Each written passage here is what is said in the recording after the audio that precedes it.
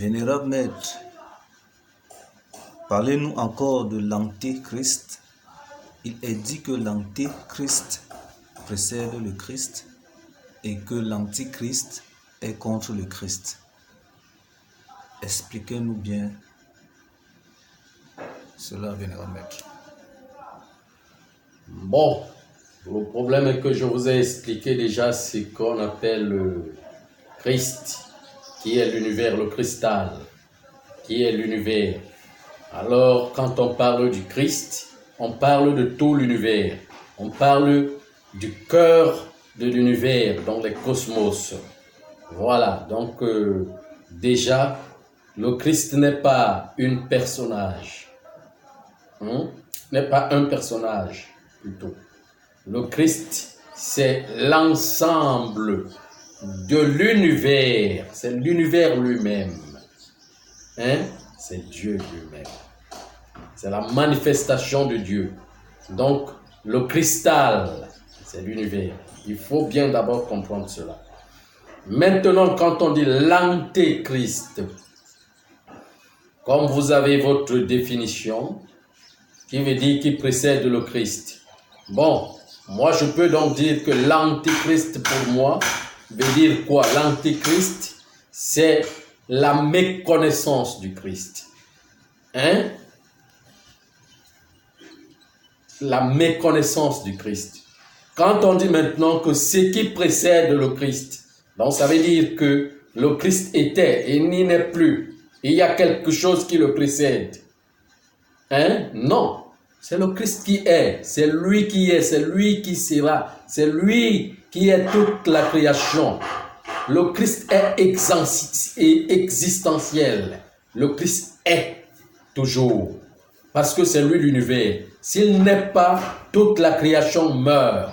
Toute la création rentre dans le non manifesté qui est l'incréé, parce que c'est le Christ qui est le créateur. Et le créateur, en sa présence, tout ce qui vit est dans le créateur. Tout ce qui vit est avec le créateur, c'est le créateur qui le crée. Maintenant, quand vous dites antéchrist, veut dire ce qui précède le Christ. Donc, c'est qui? Ça veut dire qu'il n'y a pas de Christ.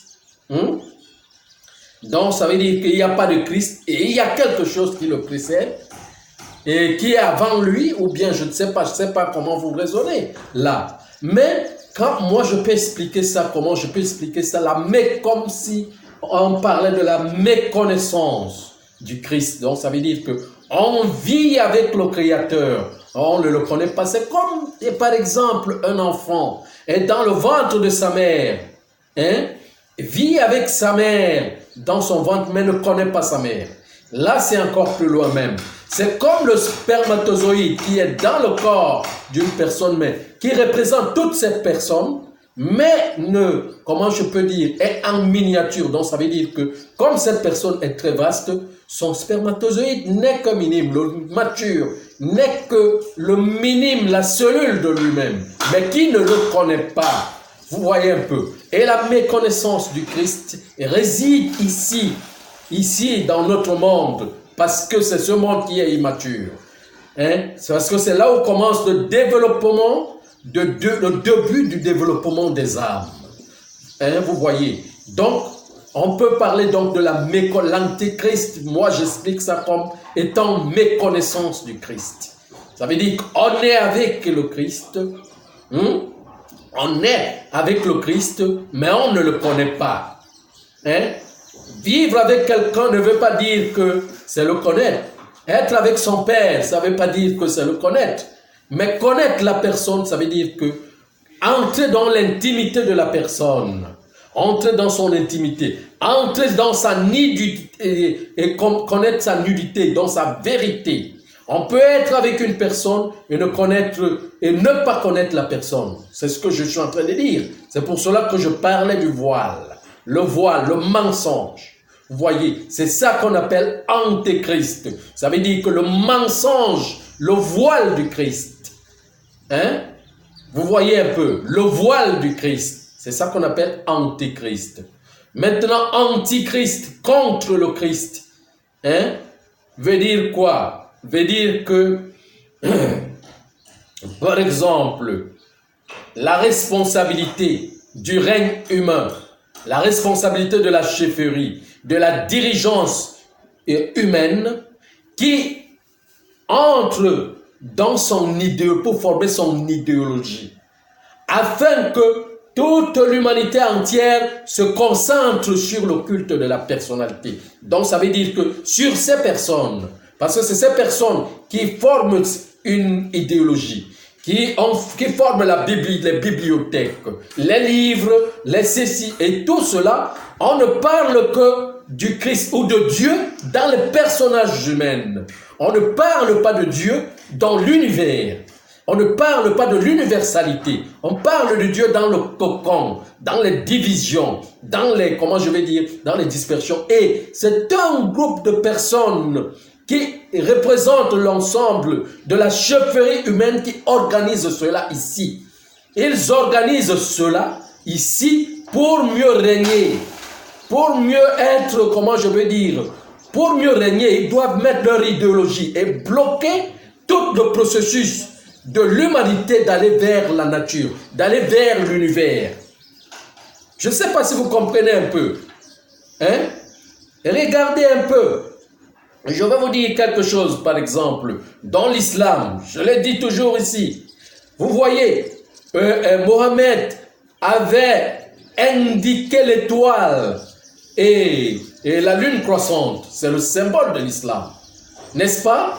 C'est le symbole de l'islam. Maintenant, quand on revient pour parler de l'islam, cela sera concentré seulement autour de Mohammed et autour de, les prophètes, les grands prophètes de l'islam. Seulement. Et pourtant que c'est des messagers. C'est des messagers. On ne peut pas parler. Attendez. Quand on envoie un messager, il faut même que je vous parle de ça dans une autre vidéogramme. Quand on envoie un messager, c'est lui qui vient annoncer, annoncer le message. Il est messager, il annonce le message. Donc c'est lui, mais c'est lui qui envoie, c'est lui qui,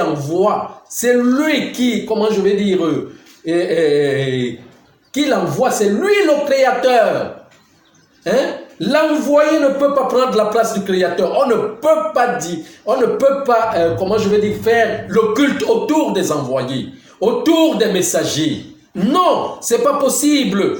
Quand on indique l'étoile et la lune croissante, c'est la lune croissante et l'étoile qui envoie le messager d'aller annoncer le message. Puisque la lune est vive, est en compatibilité avec les eaux, et l'étoile en compatibilité avec le soleil. Et ça, est la vie elle-même. Mais regardez, c'est la planète, c'est le globe qui nous porte. C'est le globe qui nous donne la vie. C'est elle-même qui est la vie. Mais le messager ne peut pas être la vie. Il est missionnaire. Il est messager. Vous voyez un peu ce que je suis en train de dire. Donc, maintenant, l'antichrist. Que veut dire l'antichrist? L'antichrist, c'est l'adoration des messagers. L'adoration des prophètes, même des grands prophètes. C'est l'adoration des grands prophètes auxquels on stigmatise. On stigmatise puisque ces grands prophètes adorent aussi. Ils les adorent le Créateur. C'est pour cela qu'ils font la mission. Afin que la mission, c'est le canal. Ils font la canalisation de l'humanité vers le Créateur. Mais on ne doit pas les adorer. Ils ne sont pas Dieu. Ils ne sont pas Dieu. Ces prophètes, ces grands prophètes, les Jésus, les Mohammed, les Krishna, les Bouddha et autres ne sont pas Dieu. On adore Dieu. Ils sont le canal, ils forment le canal. Ça veut dire les messagers qui canalisent. En exception, on peut dire que, qui est le sauveur? C'est le Christ. Mais son canal, il a un corps sur le plan physique. Un corps sur le plan physique humanitaire qui représente le canal. Je vous dis en vérité, pour vous le dire, si je vous dis que c'est moi, vous le nierez. Mais je vous dis que si et seulement si, vous vous reconnaissez dans votre Jésus, que vous dites que vous connaissez, s'il se met là, actuellement, il ne vous parlera pas de lui. Il vous dira que lui n'est pas capable de faire, mais c'est lui qui l'envoie. On l'envoie et c'est le Père qui m'envoie. C'est le Père qui m'envoie. Vous voyez, je ne sais pas pourquoi vous ne comprenez pas le langage. Quand maintenant, comment je peux appeler ça, les chefs, les nantis, vous prennent et vous bloquent sur un culte de la personnalité, adorer les humains, adorer l'humanité, hein, jusqu'à faire des cultes, comment je peux appeler, des cultes tombales sur ces personnalités humaines. Ce ne sont que des personnalités, c'est des canaux, oui, des grands canaux, le grand canal même. Mais le canal n'est pas Dieu. Dieu est Dieu. On va vers le canal pour retrouver le chemin. Mais lui-même n'est pas le chemin. On retrouve le chemin par lui parce qu'il est l'axe du chemin. Je ne sais pas si vous comprenez. Et il n'y a aucun culte ici où vous honorez, où vous adorez Dieu, où vous adorez le Créateur. Vous faites le culte autour de la personnalité humaine. Tout votre culte, quand on entre dans vos religions, on ne trouvera aucune adoration, hein, de la nature, aucune adoration de l'univers. On retrouvera toujours les mêmes noms de tous ces prophètes. Si et seulement si ces noms même sont vrais ou pas vrais, c'est qu'on vous a imposé. C'est ça que vous allez citer. C'est ça. Tout un culte va se passer sur Jésus. Jésus au nom de Jésus, au nom de Jésus, au nom de Jésus jusqu'à la fin. C'est quoi? Hein? Et on met ça conditionné sur un jour. Et les autres jours, c'est pourquoi. L'autre temps, c'est pourquoi. Le souffle qui est là, qui nous donne la respiration, est-ce qu'il se repose? Hein? Comment je vais dire, ce souffle, c'est une certaine, comment je peux appeler ça? C'est un rituel. Il fait son travail, il ne se repose pas. Je ne sais pas si vous comprenez, vous ne pouvez pas me comprendre. Je suis parmi vous comme un ancêtre qui parle. Vous ne pouvez pas me comprendre. Vous ne pouvez pas me... C'est pour cela que je ne peux pas rester avec vous, parce que vous ne pouvez pas me comprendre. Vous ne pouvez pas. Vous n'avez même pas un peu le niveau de me comprendre. Tout ce que je vous dis, c'est comme, comment je vais dire, quelqu'un qui prêche dans le désert. Hein? Il ne se fait pas entendre. Il ne se fait pas comprendre. Mais c'est ça qu'on dit contre le Christ. L'antichrist, c'est ça. Autour, il est toujours dit dans les tables magiques que le démon millénaire, c'est quoi? C'est l'expérience, c'est le temps expérimental de l'humanité. Et au temps expérimental de l'humanité, l'humanité se rattache avec son démon, qu'on appelle le démon millénaire. Le démon millénaire, dans ce démon en 1000 ans. Hein? Il entre, donc ça veut dire que il cohésionne, il naît dans l'humanité, au cœur de l'humanité, il naît dans l'humanité, dans tous les humains, il s'élargit et il grandit. Sa mort, c'est autour de 1000 ans. À la fin d'un millénaire. Hein? Mais à 900 ans de son existence, le maître de l'humanité, pas le maître du monde. Il faut faire la différence entre maître du monde et maître de l'humanité. Le maître de l'humanité, qui est le canal du Christ, descend pour commencer à lutter avec ce démon. Et ce démon est quoi? C'est lui qu'on appelle l'antichrist. Ça veut dire que toutes les religions, toute l'idéologie humaine, toutes les entreprises, toutes les sociétés humaines qui se sont focalisés à l'adoration de l'humanité, des humains comme eux, à l'adoration des prophètes. C'est ça qu'on appelle l'antichrist, contre le Christ. Parce que le Christ, c'est l'univers. L'adoration des prophètes, c'est l'antichrist. Je vous le dis. Je vous le dis en vérité, en vérité. Même si ces prophètes sont dans la Bible, dans vos Bibles, dans vos livres, ce que vous appelez livres sacrés. C'est ça qu'on appelle l'antichrist, contre le Christ. Vous ne pouvez rien, on ne peut rien apprendre de l'humain. L'humain n'a pas de connaissance. La connaissance, c'est la nature elle-même. Hein? L'humain est fait pour apprendre. Comment on va adorer quelqu'un qui doit apprendre? Un étudiant, on adore l'étudiant. On ne peut pas. On adore le professeur et le professeur pour la nature. Et maintenant, le canal,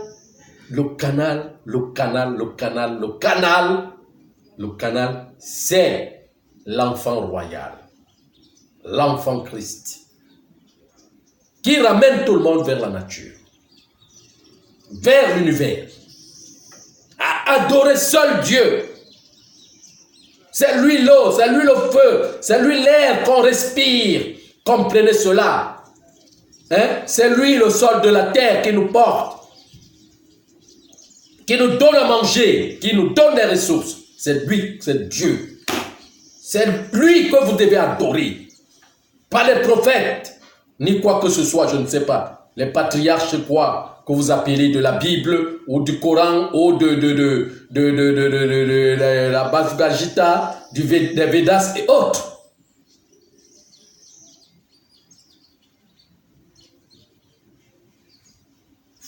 Mais,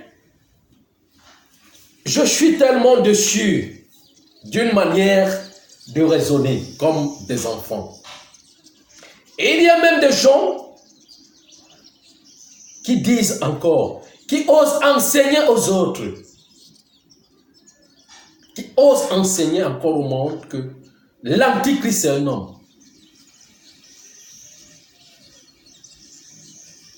Et j'ai des amis qui me posent souvent cette question, que mais l'antichrist c'est pas un homme.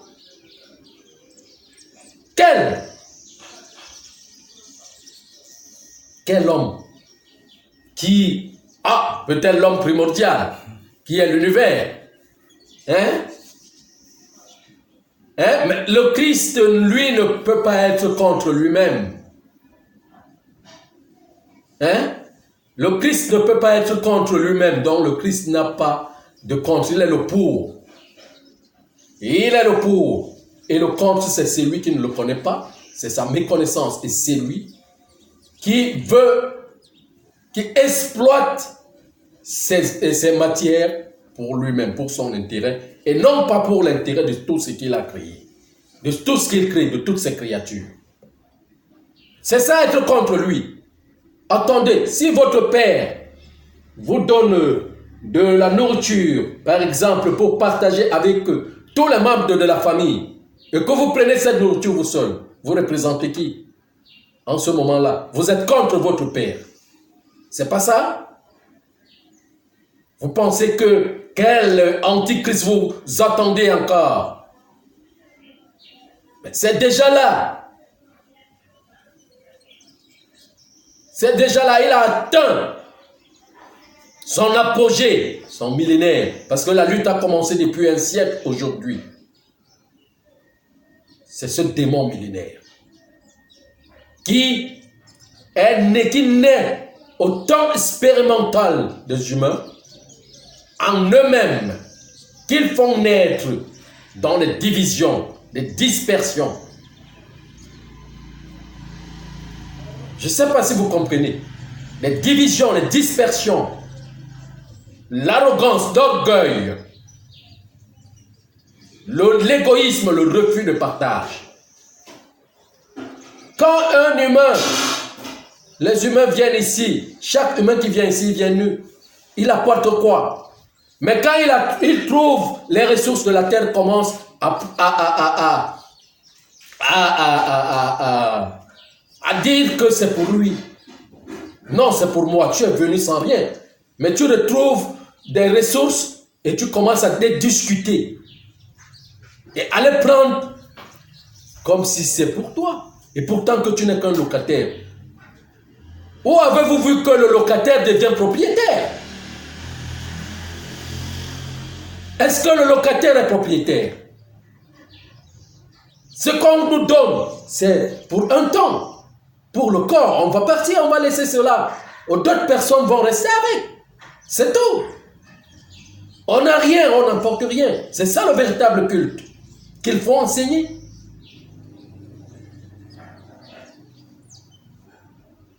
Mais si ce culte véritable n'est pas enseigné, le culte des ressources et des matières premières, le partage réel, l'équité et l'équilibre du partage, tout ce qu'on va parler dans tous ces livres n'en sera rien.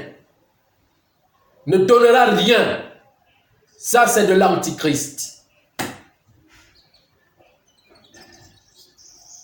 Si on n'a pas la connaissance pour parler du Christ, on est dans l'antichrist. Et le Christ, c'est l'univers. C'est le partage des ressources pour tout le monde. Parce que le Christ représente les matières premières. Alors s'il n'y a pas ça, c'est qu'on parle de l'antichrist, contre le Christ. Vous voyez ce que je suis en train de vous dire? N'attendez pas un autre antichrist qui viendra. Bien que, à la fin, on cherche à l'imposer complètement avec ce qu'on appelle, l'homosexualité, la pédérastie, la pédophilie et autres, pour l'imposer à toute l'humanité, à la fin. Mais déjà, il est déjà là depuis aujourd'hui, un millénaire. Qu'il a commencé. De plus, il commence petit et commence à grandir tout petit. De plus qu'il grandit, il devient plus robuste, plus égoïste, plus égocentrique. Et de là, il y a des assassinats, des meurtres, des assassinats, des meurtres, des assassinats, des meurtres, des assassinats, la haine, la jalousie. C'est ça qui remonte en surface. De plus en plus, et ça grandit de plus en plus. Ça divise les communautés, ça divise les races, ça divise les tribus, ça divise même les familles. Mais aujourd'hui, quel est le plus grand fléau qui divise même les familles? Aujourd'hui, c'est même les religions. Cette religion, les religions occidentales, surtout la religion chrétienne. La religion chrétienne, auquel l'autre base est partie aux États-Unis, que vous appelez quoi, je ne sais pas. Les extrémistes qui disent qu'ils sont des témoins de Jéhovah, qui disent qu'ils sont les églises réveillées, les ceci. C'est eux qui divisent le plus. C'est encore une certaine forme d'esclavagiser les gens, de pouvoir régner, de les maintenir en captivité. Vous voyez, quand vous voulez esclavagiser quelqu'un, ça veut dire que vous ne voulez pas sa liberté. Vous ne devez pas obliger quelqu'un à vous suivre ou à vous comprendre. C'est ça la vérité. Vous voyez, regardez un peu dans mes messages, quand je parle, il faut être si fort, si tellement fort et éveillé pour venir auprès de moi. Parce que mes paroles chassent les gens. Oui, mes paroles chassent les gens. Parce que ce que je dis est vérité. La vérité blesse. Alors il faut que quelqu'un soit dur. Dur. La royauté, c'est le roc. Il se construit avec la solidité. Il faut être solide pour construire sur le roc. On ne construit pas sur le roc étant faible. Faible de nature, manipulable. C'est ça. C'est pour cela que je parle avec poigne aux humains. Je leur dis la vérité. Et cette vérité doit les blesser. C'est comme ça. Et ça va finir par blesser sur le plan physique. On le verra. Encore une autre question? Non, merci, Vénérable Maître.